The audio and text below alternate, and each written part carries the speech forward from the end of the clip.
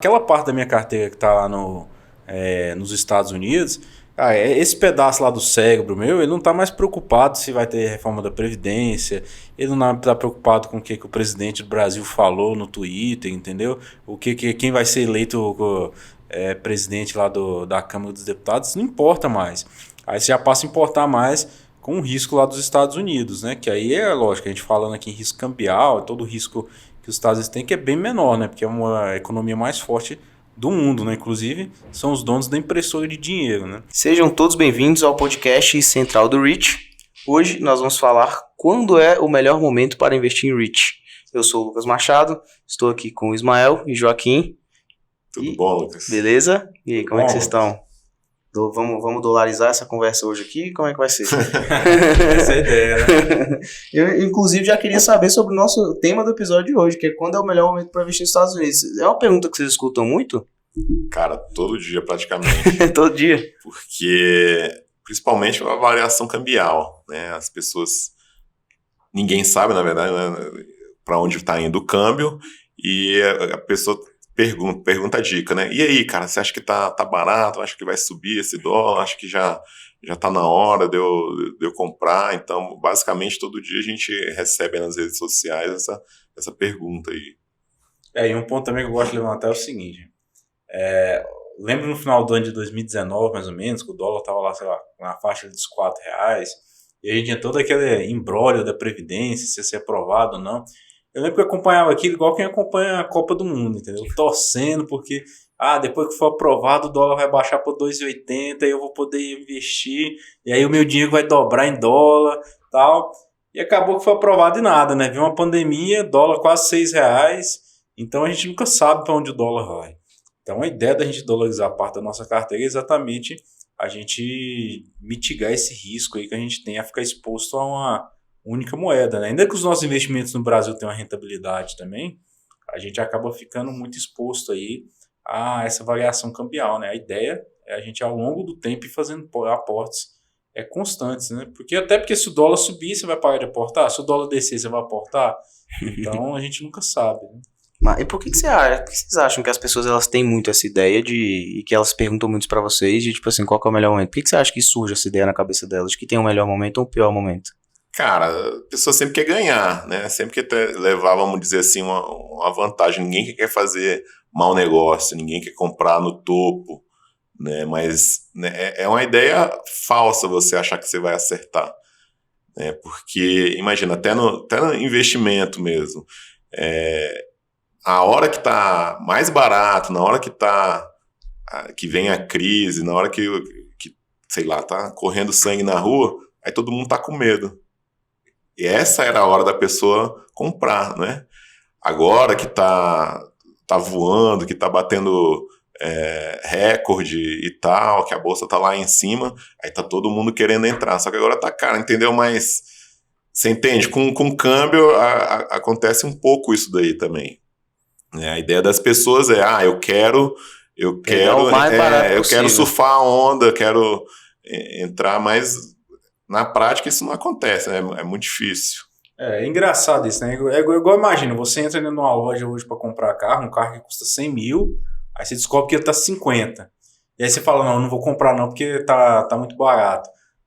As pessoas elas acabam tendo uma lógica muito inversa quando vai para o mundo dos investimentos. Elas acabam se interessando quando tá caro e correndo quando o bicho pega, né? Eu falo isso em março, por exemplo, desse ano, que foi o pico ali da crise, né? Quando a gente fala em bolsa. Todo mundo saindo vendendo, né? Desesperado, com medo do que ia acontecer. E o dólar é a mesma coisa, a gente não sabe o que vai acontecer. Por isso que a gente acaba aportando ali constante. Se você faz aportes constantes, que é assim, 99% dos investidores, eles tiram uma parte do salário todo mês e constrói o seu patrimônio, no longo prazo, essa variação ali subiu para R$5, caiu para R$4,50, isso não vai ter um impacto tão significativo ali no teu patrimônio no final das contas, entendeu? Massa, então vamos assim, sanar de uma vez por todas essa dúvida para todo mundo. Tem um melhor momento para investir ou não? Eu não acredito que tem o melhor momento é agora, né? A gente abre a conta agora e começa a investir agora. Esse é o melhor momento, entendeu? Então não tem que esperar, não tem que esperar o dólar descer, subir, não tem um melhor momento. Não, a ideia é você construir um patrimônio, né? Quem está construindo patrimônio, é lógico, existem oportunidades que você acaba não perdendo, né? Igual eu comento sempre, né? Tem muitas oportunidades ainda aí no mercado, principalmente de REITs, que a gente acaba entrando porque a gente vê que não está muito bem precificado, mas no longo prazo, assim, não vejo, principalmente o investidor que está iniciando, tentar pegar essa onda, né? Essas curtas variações, acaba sendo mais prejudicial do que benéfico na construção de um patrimônio. Mas tem um detalhe, Lucas, é porque é o seguinte, quando a pessoa que está começando, geralmente ela não manda um recurso muito, muito alto, né? Então, eu acho que é diferente, sei lá, vamos dizer que o camarada mandar 100, 200 dólares todo mês, de um que vai mandar de uma vez só, vai mandar 500 mil dólares. Aí sim eu ia me preocupar com o câmbio. Eu não iria mandar um recurso muito grande de uma vez só. Eu ia dividir esse recurso. Aí eu ia me preocupar um pouco com o câmbio. Porque você realmente vai poder fazer uma compra com um preço médio, né? Às vezes, sei lá, voltando aqui, você manda 500 mil dólares, por exemplo, e pegou o dólar a 6, sendo que 2 meses depois esse dólar vai para 5.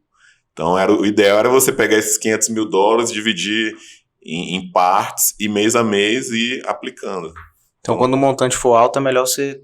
Mas o montante alto depende de cada um, né? Às vezes, 5 mil dólares é muito alto para a pessoa, ela vai... E às vezes 500 mil não é tão alto para um determinado investidor. Você está entendendo? Isso é uma avaliação pessoal que o investidor vai fazer. Se o cara vender uma kitnet, ele está lá com recurso grande na mão, não é ideal ele mandar esse dinheiro todo de uma vez, né? Ele pode dividir, fazer 5 aplicações em 5 meses ou um tempo maior, entendeu? E um ponto também que é muito comum no investidor iniciante é a ansiedade. Você começa a investir e aí você fala assim, eu preciso aproveitar tudo que está barato. Aí vai comprando e às vezes sem até fazer análise, ou vai comprando dólar sem ter ideia de o que está acontecendo ali. E os grandes investidores, isso é muito comum, já vi. Eles passam muito tempo analisando aquilo que eles vão comprar, né? Então, você vai comprar, por exemplo, um apartamento hoje para você morar, você não sai, pega o jornal aqui, primeiro anúncio que tiver, eu vou comprar o apartamento. Não é assim que funciona, né? Você vai ver o bairro, se é bom, você tem uma escola para o seu filho, se é próximo do seu trabalho. Tem a série de critérios que você acaba analisando ali para incluir aquele imóvel na sua lista, no seu rol dos que você pretende comprar ainda, né? Depois ainda tem a negociação com o vendedor, enfim. E eu acredito muito que investimento, a ideia é muito parecida, né? Não dá pra gente pegar lá o anúncio, o home broker, é o primeiro que aparecer, eu vou lá e compro, o primeiro dólar que eu ver, eu faço a transferência. Então, o ideal para o investidor é ele estudar um pouco, até porque em momentos de oscilações, que isso vai acontecer, né? Porque é uma renda que variável, ela varia, você acaba ficando mais tranquilo ali para poder pensar no seu portfólio no longo prazo e não sair vendendo também desesperadamente, né? Massa. E assim, vocês acreditam que existe algum prejuízo por esperar o melhor momento? E se sim, quais são eles? Eu acredito muito quando você fica tentando esperar o melhor momento, acaba que na maioria das vezes, um pior momento, né? Depende muito da ótica também, né? Eu, por exemplo, eu lembro em março, né, no abril, auge da pandemia, eu comprei muita coisa que estava barata, entendeu? Mas eu já estava tranquilo, era um REITs, pessoalmente, né? É um REITs que já estavam ali no meu radar, e aí eu vi aquele preço e falei, isso não justifica esse preço, acabei comprando, entendeu? Então eu não comprei aleatoriamente porque eu estava querendo ele, né? Mas você ficar esperando o melhor momento, eu acho que você acaba perdendo. Eu acho que o maior prejuízo seria esse mesmo, é a inércia, você ficar lá parado e não investir. Porque aí cai um pouco, aí você, poxa, tá caindo, tendência de queda, então vou esperar mais um pouquinho que vai cair mais. Aí sobe mais um pouco, não, vai voltar para o preço que estava antes. Então, o maior prejuízo de você esperar o melhor momento é você não fazer nada e não investir, é isso. Você passa a vida toda assistindo os outros brincar e não entra no parquinho. Né? Mas na opinião de vocês, o preço do dólar, ele influencia no meu resultado? Não esperei o melhor momento, comprei a 5,80. Amanhã ele está a 5,40. Tem um prejuízo muito grande. Você acha que isso influencia demais no meu resultado? Se você faz aportes regulares, que essa é a ideia do investidor, né? mensalmente, enfim, ele tem uma regularidade em aporte. No fim da sua vida ali, na hora que você estiver usufruindo, né? Eu não falo fim da vida não, mas no momento que você se propõe a começar a usufruir aquilo, você vai ver que não faz tanta diferença assim, né? Porque a tendência dos ativos ao longo do tempo é subir, né? Ainda que ele tenha essas oscilações momentâneas, no momento de crise eles venham a cair, mas a tendência geral deles é sempre de subir, né? Ao longo do tempo. Massa. E já aconteceu com algum de vocês ficar com esse receio de mandar dinheiro pra fora porque o dólar podia cair, ou eu quero esperar um pouco melhor momento? Já aconteceu com vocês? Cara, acontece. Também aconteceu comigo no começo aí de 2020, quando deu aquela disparada. É porque foi muito rápido, cara. Assim, foi em um mês subiu 40%. Então você espera mais uns dias e vê. Ainda bem que eu já tinha um dinheirinho lá e aí fui comprando. Mas eu fiquei, poxa, será que é algo de curto prazo e vai voltar? Mas quando eu percebi que não ia cair mais, falei, cara, é melhor se acostumar com esse, melhor se acostumar com esse novo normal aí, com esse dólar mais de 5 e vamos mandando dinheiro. Não, e que eu ficava muito ansioso, na verdade, no começo. Lembra ali no auge da pandemia, em março? O que mais me gerava ansiedade é porque eu olhava e você falava, tem muito ativo barato que eu quero comprar, só que, o dólar tá caro, entendeu? Aí eu ficava naquela, eu mando o dólar caro e compro ativo barato, ou eu perco essa oportunidade, enfim. Mas isso acontece também até com quem tá investindo. Porque, por mais que você pense assim, tem o Papa, o guru dos investimentos, lá, o Warren Buffett, nem ele sabe o que vai acontecer no futuro, entendeu? Porque a experiência dele mostra os melhores caminhos, mas o futuro ninguém tem como prever. Mas isso já me gerou uma outra dúvida, na verdade. Por exemplo, vai ter um momento que o REIT vai ser uma oportunidade boa e vai ter um momento que o dólar vai ser uma oportunidade boa e não necessariamente os dois vão caminhar lado a lado. Como lidar com isso? Eu tenho como mandar, o dólar hoje está barato, não tem nenhuma oportunidade de REIT boa, mas eu posso mandar o dólar para lá e deixar na minha conta? Como que eu posso fazer isso? Você pode mandar o dólar e deixar parado lá o resto da vida, se quiser, entendeu? Esperando essa oportunidade boa. Não tem. É uma obrigatoriedade de comprar ali. Eu preciso comprar hoje. Não, inclusive tem dólar parado lá mais de mês, entendeu? Eu tenho um caixa também. Eu tenho um caixazinho. Hoje tem o recorde de baixa do dólar. Então você pode ir lá, comprar, mandar o seu dólar, deixar ele parado. E a vantagem de algumas corretoras, por exemplo, como a Evelyn, você manda em real, ele fica lá parado em real. Entendeu? E aí o dia que você achar que o câmbio tá bom pra você manda trocar em dólar. Você não precisa nem ter, você pode e aí fica parado lá em dólar. Você pode manter o caixa lá nessa corretora, você pode manter o caixa em real e dólar. Isso é uma estratégia boa? Depende muito do investidor, né? Eu não acho que seja, assim, acaba consumindo muito tempo, entendeu? Muito uma preocupação desnecessária. Uma preocupação que eu acho que tá desnecessária. Você vira um operador de dólar, cara, não é esse o objetivo, né? Se você quiser operar dólar, beleza, você faz até aqui no Brasil. Você compra mini contrato lá em dólar, vai operando, né? E a gente tá falando de ter um bom momento do dólar, mas o REIT, ele é assim também? Ele tem momentos bons, momentos ruins? Como que funciona essa mesma ótica para os REITs? Não, você tem REITs, os REITs eles têm muitos momentos bons, tem momentos ruins, então depende muito do setor. E é isso que a gente traz aqui na central do REIT, né? Mostrando para o pessoal o que tem cada setor. Você tem setor de shopping, que está passando por um momento muito difícil nos Estados Unidos hoje. Você tem alguns outros setores que já estão subindo muito, como é o caso de setores ali de industriais, né, de galpões logísticos. Então, vai muito de cada setor ali que o investidor começa a analisar, né? E hoje você tem a oportunidade que você não precisa nem investir propriamente em REIT, né? Você tem até inclusive os ETFs, que são fundos ali que compõem uma carteira dele com uma série de empresas de determinado setor. Você tem só de REITs, enfim. O investidor tem uma gama aí de oportunidades aí nos Estados Unidos para poder montar uma carteira de investimento por longo prazo também. Massa. E assim, se eu decidir agora, que nesse momento aqui agora nesse podcast, que eu vou investir em REIT, agora, acabei de decidir, quanto tempo demora, contando que eu não tenho corretor, não tenho nada, quanto tempo demora até eu comprar meu primeiro REIT na prática mesmo, assim? Vamos lá, você abriria uma conta... eu não tenho nada agora, não tenho nada. Sei nem você onde vai demorar uns 15 minutos para abrir essa conta. Bota ali meia hora. Você abre. Precisa provar aí, coloca meia hora aí. É isso. E aí você manda dinheiro hoje, por exemplo. Você vai mandar uma TED, ela deve cair daqui o quê? 1 hora também. Esse dinheiro vai estar disponível amanhã. Não, hoje mesmo, até o final do dia você já tem um REIT na carteira. Dependendo da corretora, sim, hoje. Até hoje. Então hoje, assim, pra quem tá assistindo aqui, a gente tá gravando esse podcast às 9h47 da manhã. Se eu decidir agora comprar meu primeiro REIT, não tenho nada, nem corretora, não sei nem onde é que vou, até o final do dia eu consigo comprar um REIT. Até às 5 da tarde você tem um REIT na carteira. Você pode ter um portfólio grande de REIT, inclusive, na carteira até às 5 da tarde. A gente tá falando muito questão de momento. Como que vocês lidam com, tipo assim, a gente tá no Brasil, por exemplo, vocês, a gente tem renda em real, mas se vocês estão operando lá nos Estados Unidos, como é que vocês lidam com, tipo assim, o momento do nosso país versus o momento de outro país, o real versus o dólar, como que vocês lidam para gerenciar essa questão de momentos de dois países ao mesmo tempo para estar fazendo investimento? Então, aí é aquilo que eu falo, né? Minha cabeça, ela funciona assim, é como se meu cérebro fosse dividido do lado esquerdo e do lado direito, né? O lado em real e o lado de dólar. O dólar é dólar, entendeu?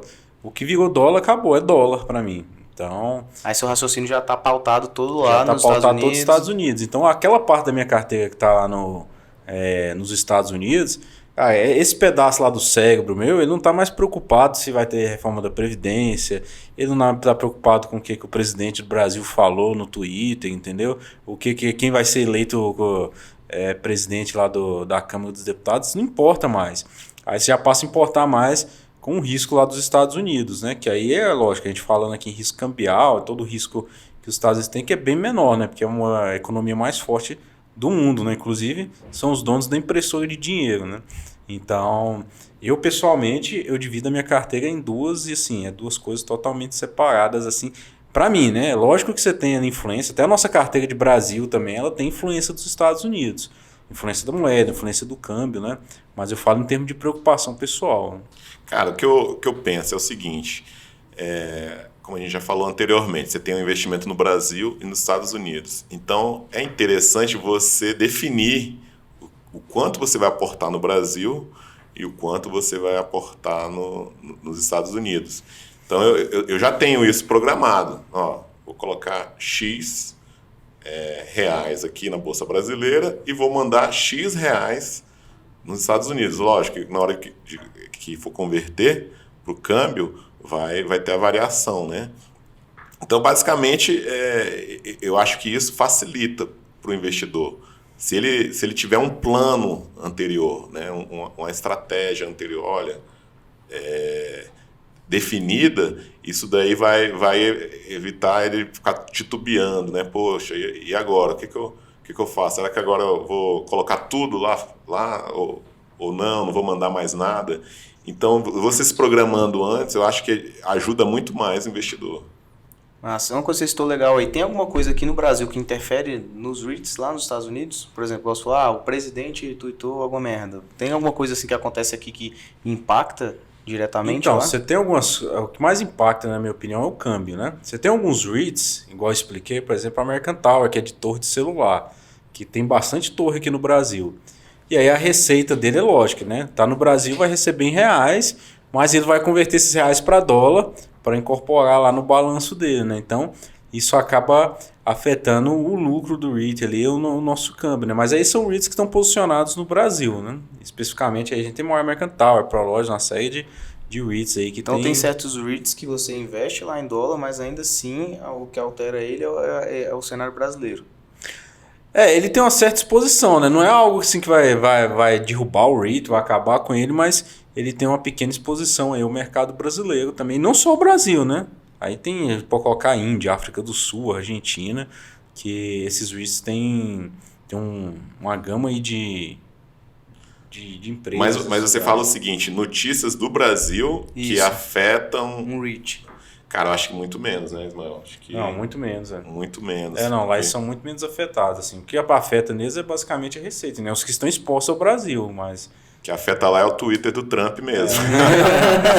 Foi derrubado agora, acabou. Agora acabou o Twitter do Trump, então... Twitter, Facebook, Instagram, acabou tudo lá. Isso.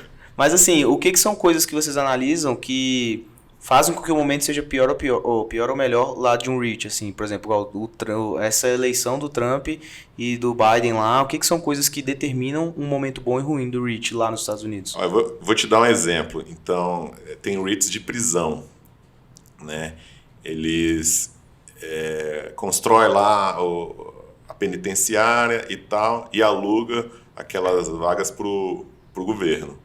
Então, existe uma visão antagônica aí. Os republicanos, eles estimulam, vamos dizer, essa política, e os democratas, eles desestimulam você ter um presídio privado. Então, logicamente, quem ganhou foi o Biden. Então, isso vai ter uma consequência negativa para os REITs de prisão. Você está entendendo? Que massa. O que mais que vocês analisam normalmente assim que interferem, principalmente vocês que já têm uma experiência, que interfere muito na questão dos REITs lá, assim, que às vezes não chega aqui, ou chega, porque a gente tem, por exemplo, uma realidade que todo mundo sabe é que o Twitter do Trump é bem badalado. Mas assim, por exemplo, essa questão... Era bem badalado. Era bem badalado, enquanto ele tinha. Quais são outros fatores lá que vocês levam em consideração, que vocês tá sempre no radar de vocês, para analisar essa questão de momento dos Estados Unidos? Olha, eu vejo dois momentos muito fortes hoje nos Estados Unidos, dois ventos fortes lá. Um é a questão do home office, né? Que apesar de no Brasil ainda não ser algo tão comum, mas nos Estados Unidos já tem crescido bastante. A gente falou do Trump, até o celular dele caiu. Até caiu, né? Mas nos Estados Unidos é bem mais comum aí a questão do home office, né? E aí você tem toda a questão de migração para o subúrbio. E o segundo ponto é o e-commerce, né? Que lá nos Estados Unidos é algo assim... extraordinário, e isso afeta muito o REITs de varejo, né? Que tem shopping centers, que centros ancorados. Então, eu pessoalmente eu gosto de analisar muito o futuro, né? Eu vejo muito analista de gráfico, né? Que só olha para o passado, né? Desceu muito, vai subir muito, mas não é assim que funciona, né? Tem coisa que sobe e continua lá, desce, cai e nunca mais levanta, né? Então, são dois ventos aí que eu vejo para o futuro hoje, que eu analiso muito, né? Um REIT, para mim, a questão do e-commerce e essa questão do home office. Massa. Onde normalmente vocês acompanham esses tipos de notícias, essas coisas, para fundamentar aí sua análise? Tem sites especializados, né, em investimentos. São muitos. Mas sites o quê? Brasileiros que acompanham coisas lá? Tudo americano. Tudo americano, ou seja, o cara tem que saber um pouquinho de inglês ali para... Quando eu comecei, eu brinco aqui, uma coisa que é muito comum, a gente gosta de interagir, né? Principalmente a gente brasileiro. Quando eu comecei, não tinha nada para interagir, assim, no Brasil, nada. E aí eu lembro que eu achei um Telegram de um pessoal de Singapura, que falava de ação nos Estados Unidos, investidor de Singapura. Eu entrei nesse Telegram lá, e aí eu também rasguei o verbo, falava, e acabei que eu fiz amizade com alguns que me chamaram para outro grupo, que enfim, aí era um grupo mais fechado, que até hoje eu tô lá e a gente troca muita ideia. E aí nesse grupo eu descobri muito site bacana nos Estados Unidos, todo dia, até com quem segue a gente acaba descobrindo site interessante para fazer análise, né? E o americano, uma coisa que eu acho muito interessante é como eles parametrizam tudo, entendeu? Então eles parametrizam até ali a temperatura do ar-condicionado, enfim. E uma coisa que eles têm muito lá, e tem até um site que a gente... Fixação por estatística. Eles têm fixação por estatística. E isso eu gosto demais, assim, porque a gente acaba investindo muito no que eu acho, né? Eu acho... Isso é muito comum, uma coisa... Eu vejo grupo de WhatsApp, as pessoas falam assim, eu passei na frente do shopping, tá cheio de carro. Mas não quer dizer nada isso pra mim, entendeu? Eu quero saber se o pessoal tá lá comprando, entendeu? Se o pessoal tá só na praça de alimentação, ou se aquelas pessoas estão realmente entrando nas lojas e fazendo compra. Qual loja que tá vendendo mais são as de vestuário, entendeu? Então assim, eles parametrizam tudo isso. E é um dos sites que eu gosto, por exemplo, é o Orbital Site, que ele faz isso, né? Uma coisa que ele faz é fluxo de telefone celular. A gente não sabe, mas o nosso telefone aqui está sendo rastreado agora, né? Pelas antenas. Eles conseguem saber quantas pessoas estão conectadas nessa antena. Por isso que agora, quando você falou do Trump, seu celular caiu. Exatamente, o celular caiu, né? A gente tá falando mal do Trump. E assim, eu queria saber, tem alguma história bacana, alguma história legal, assim, que foi marcante para vocês, que em relação ao momento que te trouxe uma oportunidade, ou pode ser um prejuízo também, em relação aos REITs, tipo, aconteceu tal parada lá e isso aí foi um momento foda. Tem alguma coisa que vocês lembram, assim, que tem algum momento impactante? Cara, tem um REIT que chama EPR, que ele é um REIT de lazer, vamos dizer assim. Então tem parque de diversão, tem campo de golfe, pista de esqui e tal. E no meio da pandemia, ele foi lá pro buraco, né? Até hoje ainda tá lá embaixo, né? Fechou cinema, fechou tudo. Fechou tudo, né? A receita foi a zero, na verdade, né? Foi quase a zero. E aí a gente conversando muito, até lá no grupo do WhatsApp, foi perto de quando a gente começou a central do REIT mesmo. Falou, cara, esse negócio aqui tá bom, cara, porque eles têm caixa, essa pandemia não vai durar 10 anos, né? Uma hora os caras vão conseguir fazer a vacina e tal, então, a esse preço aqui, estamos comprando. E realmente a gente falou com alguns amigos lá, né, Ismael, no WhatsApp, o pessoal comprou também, que foi logo uma oportunidade, né? E, sei lá, 2 meses depois começou a recuperar. Tá ruim ainda, em relação tem muita coisa para subir ainda. A pré-pandemia, né? Mas foi um tiro curto que a gente fez que deu um resultado legal. E vai melhorar ainda, né? Pretende melhorar, porque vocês pegaram então no pior momento, que era o momento que tava todo mundo querendo correr, igual vocês falaram. Tava todo mundo querendo correr e vocês enxergaram ali uma oportunidade para subir. E você, lembra de alguma história legal igual dessa aí? Porque essa da pandemia é uma coisa muito atípica, né? Então, assim, que me... Acho que quando você acaba estudando muito, você tem muito conhecimento que você depois fica pensando, cara, é melhor nem saber isso, entendeu? Porque me gerava menos ansiedade, mas... Em 2008 a gente teve aquela crise, né, do subprime, que começou exatamente com as hipotecas lá nos Estados Unidos. E agora em abril mais ou menos desse ano, a gente passou muito perto de outra crise daquela, entendeu? Eu estava acompanhando de perto e vendo o volume de negociação do Fed, falando, se o Fed não entrar pesado com a mão aqui agora, que o Fed é o Banco Central dos Estados Unidos, vai ter outra crise e aí vai ter muito REIT indo pro buraco, entendeu? Vai levar muita... E não só REIT, banco também. Então, aquilo ali acabava gerando muita ansiedade, né? Depois eu fiquei vendo um monte de gente que saiu comprando até atualmente. Falei, cara, às vezes é até bom você não... Conhecimento demais acaba te gerando ansiedade, entendeu? Mas é só um exemplo aqui que eu acho que nesses últimos tempos aqui foi uma das coisas que acabou... Que foi algo bem atípico, assim, né? Que o mercado nem ligou muito, né? As pessoas em si, quem investe em REITs, até os próprios americanos eu vejo que não deu muita bola, né? Uhum. E a gente falou aqui uma coisa que eu vi que vocês batem muito na tecla que eu gostei. Saúde. Uma coisa que eu vi que vocês batem muito na tecla que eu achei interessante é vocês falarem sempre de fazer um aporte com uma certa frequência.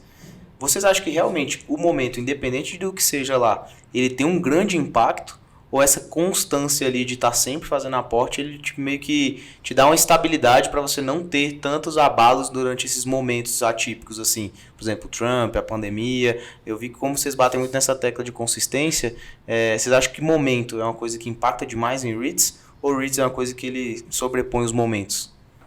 Então, assim, você pega, por exemplo, de novo, né, voltando aqui na crise de 2008, que ela surgiu no setor imobiliário nos Estados Unidos. Então, desde que os REITs existem, foi a crise que mais afetou o setor. E mesmo assim o setor voltou, entendeu? Se recuperou. A gente teve um REIT praticamente só que faliu naquela época. Então, depois, né, logo após. Então, assim, quando a gente fala em constância é exatamente por isso. Porque no longo prazo, essas pequenas variações que você acaba pegando, ou do dólar, ou da cotação, elas não vão te deixar mais rico ou mais pobre, entendeu? Porque o que importa mesmo é você ter constância em fazer o seu aporte para construir um patrimônio. Todo mundo aqui deve conhecer, você deve conhecer geralmente, eu tenho parente próximo que é assim, que é aquela pessoa que já é mais velha, já é um senhor, e que tem um monte de imóvel na cidade, entendeu? Aluga ali 30, 40 lojas, apartamento, casa. Só que essa pessoa ela não construiu isso do dia para a noite. Ela comprou primeiro terreno, construiu, comprou o segundo, comprou o terceiro, pegou o aluguel. Comprou 30 de uma vez, não né? acordou do dia para a noite, entendeu? A gente ainda tem muito essa ilusão de ganhar na Mega Sena, né? De que eu vou ganhar aquele montante, aquela bolada de uma vez e vai entrar no meu bolso, né? Mas quem quer construir patrimônio por longo prazo é algo que exige paciência e constância, né? Ou seja, o impacto maior é a regularidade, seria isso. Massa. Então, assim, se a gente pudesse tirar um excelente aprendizado do episódio de hoje, eu poderia sintetizar dizendo que, assim, não existe um momento bom e ruim para entrar em REITs, porque o que importa é a regularidade e a consistência que você tem, e a regularidade ela vai transpor esses momentos bons ou maus da economia americana. Exatamente. E também, assim, existem oportunidades, né? Como essa que você citou, isso, de lazer no momento da pandemia. Mas a gente não vai acertar sempre fundo, ninguém acerta. Então, o que vai causar impacto seria isso mesmo que você falou. Você tem regularidade no aporte, exato. Exatamente. E outro ponto é a diversificação, né? É você não ter só ali um REIT. Então você tem uma sequência de REITs, e principalmente REITs de setores diferentes, né?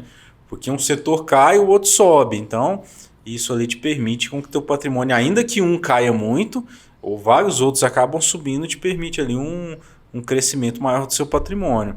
E aí você, lógico, né, ao longo do prazo você vai recebendo esse dividendo, vai cair na tua conta, e isso é algo que acho que é o que o investidor brasileiro mais gosta, né? É ver o dividendo caindo em dólar. A gente recebe vários prints, né?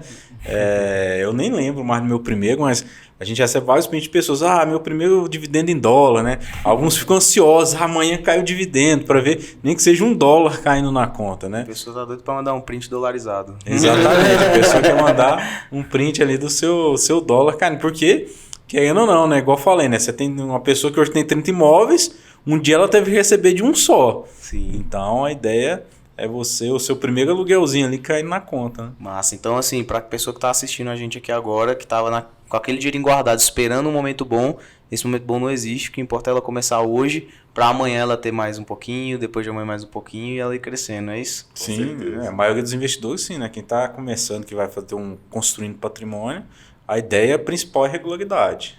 Então, eu já vou encerrar este episódio de hoje, porque você falou pra mim que até 5 da tarde eu posso ter alguns meus... Corre lá, cara, só conta. E é isso que eu vou fazer. Pessoal, muito obralho pelo episódio de hoje. Valeu. Espero vocês aqui numa próxima vez. Um abraço. Valeu.